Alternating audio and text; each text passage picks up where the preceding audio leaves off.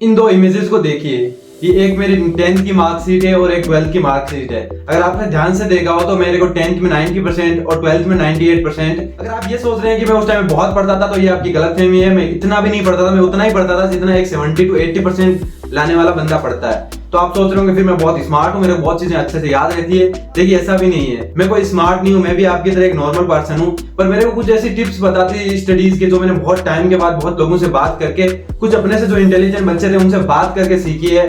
Toppers इनके बारे में कभी बात नहीं करते हैं, वो किसी अभी इसके बारे में बताते नहीं है, पर हिस्ट्री में पहली बार मैं आपको ये टिप्स बताने जा रहा हूँ। तो थोड़ा ज्यादा नहीं हो गया हिस्ट्री में पहली बार, बट चलता है। सो है guys, my name is Surendra and आज की वीडियो में हम जान रहे होंगे 7 ऐसी टिप्स के बारे में जो मेरे को बहुत ज्यादा हेल्प की है, चाहे वो मेरी 10th और 12th की जर्नी में हो जहाँ पे मैंने बोर्ड एग्जाम दिए हो, चाहे मैं इंजीनियरिंग कर रहा हूँ जिनमें मेरे को 2 दिन पहले एग्जाम की प्रिपरेशन करने की स्टार्ट करते हैं हम और लास्ट में एग्जाम देके आते हैं और उसमें पास भी हो जाते हैं। तो इन टिप्स को बहुत ज्यादा ध्यान से सुनिएगा और अप्लाई करेंगे तो आपको भी एक इफेक्टिव स्टूडेंट बन पाएंगे जो कम टाइम में ज्यादा से ज्यादा चीजें गेन कर पा रहा है। ये सिर्फ अपनी कॉलेज और स्कूल की पढ़ाई के बारे में नहीं बात हो रही है। इन टिप्स को आप किसी भी स्टडी में अप्लाई कर सकते हैं, चाहे अपने करियर के रिलेटेड हो, चाहे कोई कोडिंग कर रहा हो, चाहे अपना बिजनेस स्टार्ट करे। ये सारी टिप्स आपको हेल्प करेगी उन चीजों में, क्योंकि ओवरऑल स्टडी का मतलब सिर्फ आपकी स्कूल और कॉलेज नहीं होती। So let's get into it. Tip number 1, build a system. देखिए अगर आप इफेक्टिवली पढ़ाई करना चाहते हैं तो एक सिस्टम होना जरूरी है आपके पास, बहुत ज्यादा इंपॉर्टेंट है। मैं रिकमेंड करता हूँ नोशन जैसे ऐप को, जहाँ पे आप अपने नोट सेव कर सकते हैं, हाईलाइट कर सकते हैं चीजों को, रिमाइंडर सेट कर सकते हैं, या फिर फंकी जैसे ऐप जो आपको फ्लैश कार्ड्स होते हैं जहाँ पे रिमाइंडर्स दिखाते रहते हैं आपको, जहाँ आप क्विजेस दे सकते हैं। देखिए एक सिस्टम होना जरूरी है जहाँ पे आपकी सारी चीजें एक व्यवस्थित तरीके से रखी गई हो। जैसे घर में स्टडी रूम होता है, वैसे ही अगर आप डिजिटली बात करें तो वो एक सिस्टम होता है जहाँ पे आप सारी चीजें रख सकते हैं। मेरी सारी चीजें मेरे नोशन में होती है, जहाँ स्टडी नोट से लेकर जो मैं रेफरेंस पढ़ूंगा, मैं कोई सी चीज अगर पढ़ रहा हूँ, कोई सी चीज मेरे को ज्यादा इंपोर्टेंट लगी उसको हाईलाइट करूंगा, ताकि जब मैं एग्जाम देने जा रहा हूँ तो उन हाईलाइट्स को पढ़ पाऊँ। सिर्फ अगर मैं एग्जाम देने जा रहा हूँ मेरे को रिसोर्सेज ढूंढने में टाइम नहीं लग रहे हैं, कभी मेरे को कुछ भी पढ़ना है तो रिसोर्सेज ढूंढने में आधा 1 घंटा नहीं दे रहा हूँ, बल्कि उनको पढ़ने में दे रहा हूँ। तो एक सिस्टम होना बहुत ज्यादा इंपॉर्टेंट है। अगर आप नोशन को सीखना चाहते हैं और नोशन के बारे में डिटेल में जानना चाहते हैं तो ये वीडियो आप चेकआउट कर सकते हैं। इसमें मैंने नोशन के बारे में डिटेल में बात की कि आगे नोशन एज ए स्टूडेंट आप कैसे यूज में ले सकते हैं। लेकिन एक सिस्टम होना आपके पास जरूरी है जहाँ पे सारी चीजें आपकी पड़ी हो, एक जगह इकट्ठा हो, और वो आपको बहुत ज्यादा हेल्प करेगी आपके फोकस में। और इसने मेरी लाइफ चेंज कर दी है, मैं सही बताऊं तो, जब मैं पढ़ाई करता हूँ या फिर कोई भी अपना काम करता हूँ तो must check it out. Tip number 2 है पास्ट पेपर्स एंड हिस्ट्री। देखिए एक बिलियनियर आपको बता सकता है कि एक बिलियनियर कैसा बना जाए, वैसे ही पास्ट पेपर आपको बता सकते हैं कि आने वाले टाइम पे आपके एग्जाम का क्या पैटर्न होगा, कैसे एग्जाम्स में क्वेश्चन आते हैं। और ये चीज मैंने अपने स्कूल में रियलाइज नहीं की थी, मैंने बहुत कम प्रैक्टिस की, उस वजह से मेरे साहित्य परसेंटेज बहुत कम भी रह गए। लेकिन जब मैं कॉलेज में आया और मेरे को कुछ बहुत कम टाइम बहुत ज्यादा स्टडी करनी पड़ी, तो मैंने ये चीज नोटिस की, मेरे सीनियर से मेरे को रिकमेंड किया कि पास्ट पेपर उठाओ और जितनी भी हिस्ट्री है वो चेक करो कि कैसे क्वेश्चंस आते थे, पैटर्न क्या है। और ये ज्यादा आपको बहुत ज्यादा हेल्प की है मेरे को।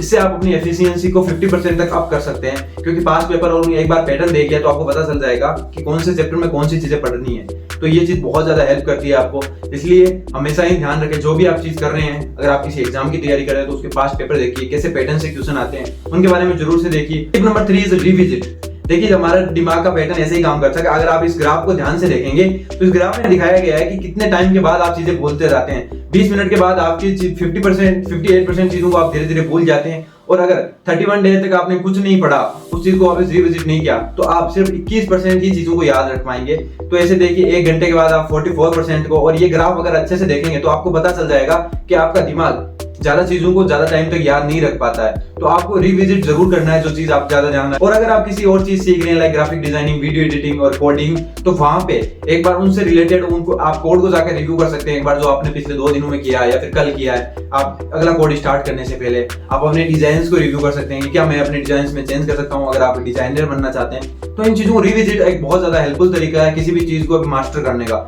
Tip number 4, 80-20 rules. अब 80-20 रूल क्या है? देखिए इस रूल की मैं बहुत ज्यादा बात करता हूँ और उसका मेरा पर्सनल एक्सपीरियंस रहा है। मान लीजिए आपको कोई चीज सीखनी है, मैं एक एग्जांपल लेता हूँ वीडियो एडिटिंग का। आपको मान लीजिए वीडियो एडिटिंग सीखनी है, तो आप क्या करेंगे? आपको अगर आप 20% एफर्ट क्या दे सकते हैं जिससे 80% रिजल्ट आप गेन कर रहा है। आपको देखिए बेसिक कट करना सीख लीजिए, आप बेसिक कट कैसे लगाए जाते हैं, थोड़ी इमेजेस कैसे लगाए जाते हैं ये देख लीजिए, साउंड्स कैसे लगाए जाते हैं, बैकग्राउंड म्यूजिक कैसे लगाए जा सकते हैं ये, और थोड़े एनिमेशन सीख लीजिए। ये 20% चीजें होगी जो आपको 80% रिजल्ट दे रही होगी।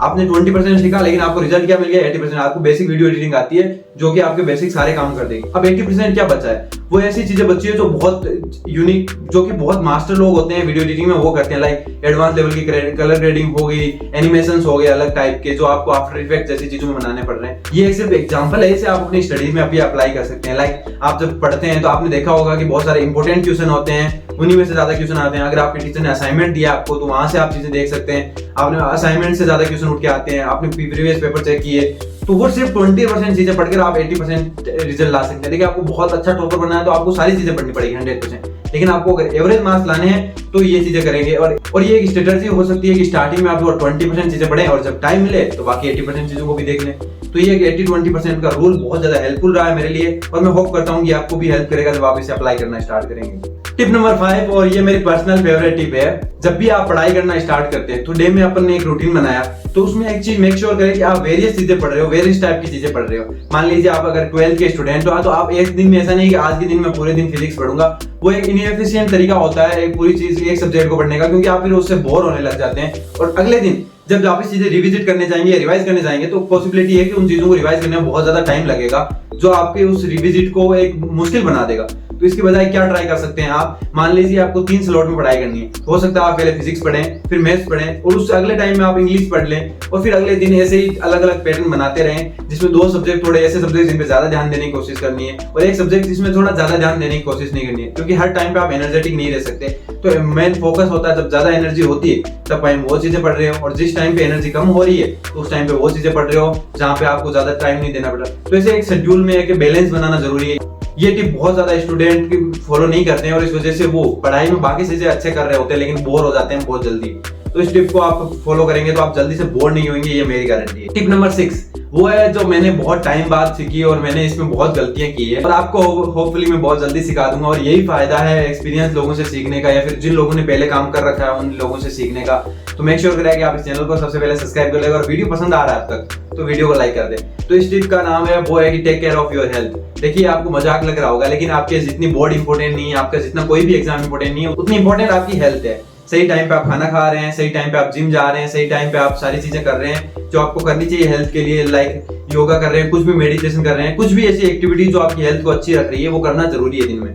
देखिए आप कहेंगे मेरे पास टाइम नहीं है, टाइम सबके पास होता है। अगर आप फोन का अपना एवरेज टाइम देखेंगे तो उसमें 3 से 4 घंटे एक बंदा फोन में एवरेज निकाल देता है। तो ऐसा नहीं है टाइम नहीं होता, वो अपनी प्रायोरिटी नहीं होती। तो हेल्थ को अपनी प्रायोरिटी बनाइए और ये आपकी स्टडी में बहुत ज्यादा हेल्प करेगी, मैं गारंटेड कह सकता हूँ। क्योंकि मान लीजिए आपने 20 दिन बहुत अच्छे से पढ़ाई कर ली और अगर 10 दिन बीमार हो गए तो वो 1-1 घंटा निकाल के जो आपने बचाया है वो सारे वेस्ट हो जाएंगे इस 10 दिनों में, क्योंकि पूरे 10 दिन आपको बेड रेस्ट लेनी पड़ेगी। मैंने ये चीज बहुत लेट सीखी। मैंने अपने 10th एग्जाम में मेरा बहुत सर दर्द हो रहा था, मेरे को ऐसा लग रहा था कि बस, क्योंकि मैं पूरी रात सो के नहीं गया था, जो कि बिल्कुल इनएफिशिएंट तरीका है एग्जाम देने का। तो ये चीज आप नहीं कर रहे हो, अपनी हेल्थ का सबसे पहले ध्यान रखें। आपको जो आता है वो भी भूल जाएंगे नहीं तो वहां जाके।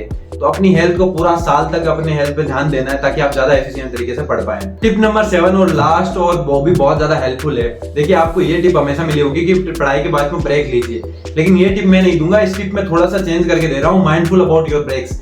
मतलब आप ब्रेक लेना बहुत अच्छी चीज है और ये आपकी एफिशिएंसी को बढ़ाता है, क्योंकि ये ग्राफ बताता है कि 30 मिनट के बाद में आपका फोकस धीरे धीरे घटने लग जाता है। 30 मिनट पर्सनली मेरे लिए वर्क नहीं करती है, क्योंकि मेरे को लगता है कि 30 मिनट बहुत कम है मेरे काम के लिए, तो मैं इसे 1-1.5 घंटे के ऊपर तक ले जाता हूँ। आप अपने हिसाब से देख सकते हैं। लेकिन जब आप ब्रेक लें तो इस चीज को नोटिस करें कि आप किस टाइप का ब्रेक ले रहे हैं। ब्रेक लेते टाइम क्या आप फोन यूज कर रहे हैं, तो एक इनएफिशिएंट तरीके क्या आप टीवी देख रहे हैं, क्या आप कुछ भी ऐसा कर रहे हैं जो आपके माइंड को फिर से काम करने के लिए फोर्स कर रहा है। इवन ब्रेक में अगर आप जो पढ़ा है उसको बारे में भी सोच रहे हैं तो ये आपके टाइम आपके दिमाग को ब्रेक नहीं दे रहा है। तो आपको बहुत माइंडफुल रहना है कि आप ब्रेक कैसे ले रहे हैं। लाइक अपने ब्रेक ले रहे हैं तो अपने फैमिली से बात कर सकते हैं, अपने किसी फ्रेंड से बात कर सकते हैं, वो भी फिजिकली जाके, ना कि किसी कॉल पे। आप ब्रेक 5 मिनट का ले, जरूरी नहीं है आप 15 मिनट का ले रहे, लेकिन काम ऐसा करें जो कि आप जाके आप चाहे गाने सुन सकते हैं, लेकिन गाना सुनना भी है कि हेडेक माना जाता है जब आप पढ़ाई कर रहे हैं, क्योंकि उसमें भी आपको इन्फॉर्मेशन अंदर जा रही है। तो ट्राई करें आप इन्फॉर्मेशन को मिनिमाइज कर दे उस टाइम पे जो आपको दिमाग का काम नहीं करना पड़ रहा। लाइक रिलैक्स होकर सो जाए, थोड़ा नेप ले लें, छोटा सा बाहर घूमने चले जाए,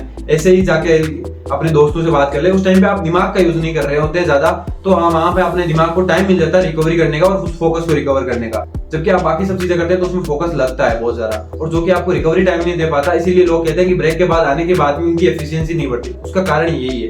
तो ब्रेक लीजिए, पर माइंडफुल ब्रेक लीजिए जिनमें आप पता कर पा रहे हो कि होपफुली आपको ये सारी टिप्स पसंद आई होगी। मैंने अपना सारा एक्सपीरियंस शेयर किया है टिप्स में। आने वाले टाइम पे भी बहुत सारी अच्छी अच्छी चीजें शेयर करने वाला। So make sure you hit the subscribe button and like button. And अगर आपको कुछ और चीजें जाननी है तो आप कमेंट सेक्शन में मेरे को बता सकते हैं, मैं उनके बारे में जरूर से वीडियोस बनाऊंगा अगर मेरे को उन चीजों के बारे में नॉलेज होगा। तो अगर आपको ये वीडियो पसंद आया तो मैं आपको ये वीडियो भी पसंद आएगा जिसमें बात करता हूँ कि आप सोशल मीडिया को एडिक्शन को कैसे सोच सकते हैं।